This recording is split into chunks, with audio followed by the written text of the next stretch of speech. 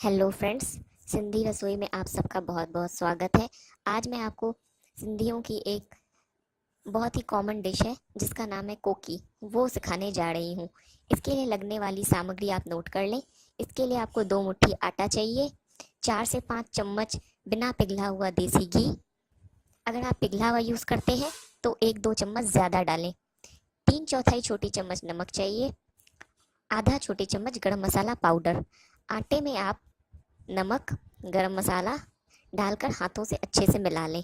अब इसमें घी डालें और अच्छे से मिलाएं।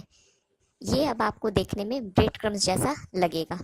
अब इसमें आप पानी डालकर इसका सख्त आटा गूंथ लें। आटे को 10 मिनट के लिए ढककर अलग रख दें। फिर इसमें से 2 समान लोइयां बनाएं और उन्हें हल्का मोटा, जैसे आप पराठा बेलते हैं वैसे बेल लें। अब आप तवा गरम करें और जब तवा गर्म हो जाए तब उस पर कोकी डालें और इसे धीमी आंच पर दोनों तरफ से सेकें। जब ये आधी जितनी सिक जाए तब इस पर घी लगाएं दोनों तरफ से और धीमी आंच पर पूरी अच्छी तरह से सिकने तक इसे पकाएं।